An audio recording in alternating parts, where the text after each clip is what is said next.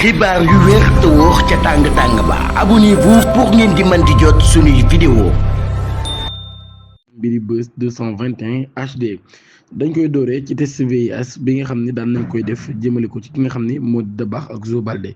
kon nag daal ñi ngi xam ne ni l'étau se resserre autour de Dabakh employé de célèbre tiktokeuse Mame Ndiaye Savon ak ki nga xam ni moo di téyër bii di Zo Baldé ñu leen arrêté par la brigade de recherche de la compagnie de Keur Massar ci cadre exécution ab délégation judiciaire boo xam ni par le juge d'instruction du premier cabinet près-del tribunal de grande instance de Pikine Guédiawaye moom moo ko daal def enquêteurs yi nag daal daan nañ adressé ab réquisition ci ab structure médicale ci fi nga xam nag daal mooy ngir def ay examen xool ñoom ñaar ñi ndax am ñu doomu jàngoro bii di sida waaye nag ki nga xam ni moo di Dabakh ak Zo Baldé ñoom ñi nag daal sont désormais poursuivis pour transmission volontaire de VIH sida ginnaaw test yooyu ñu def si ñoom muy wane nag dañoo am doomu jàngoro bi warax ni bi nga xam ne mooy sida. Ousmane Sonko à l'Assemblée nationale ce mardi Abdou Mbow confirme la présence de l'opposition parlementaire. Le premier ministre Ousmane Sonko ci boppam war naa amal suba ab le 24 février 2026 ci Assemblée nationale ab séance de questions d'actualité contacté par la rédaction de Sénégal 7 député bu takku wàllu Sénégal bi Abdou Mbow daal nay confirmer nag présence bu opposition parlementaire bi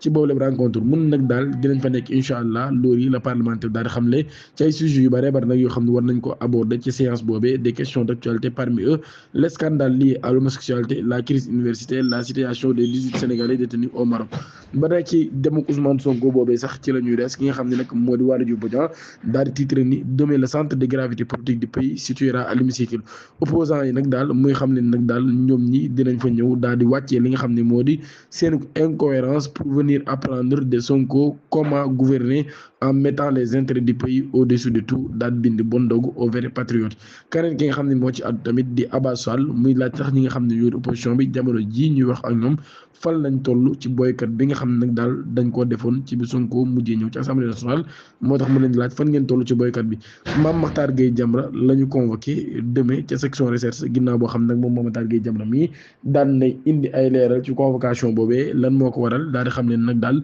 na ñëpp amuk dal li ko waral rek mi ngi jóge ci événement mars 2021 2024 yi benn jarbaatam boo xam ni daf cee ñàkkoon bakkanam moom mi kon nag daal dañ koo convoqué en tant que koo xam ni kon témoin la rek ci boobu la mbir di ñaan ngeen abonné ci chaîne bi activé cloche de notification bi te aimé vidéo bi ngir dara bañ leen raw jërë ngeen jëf.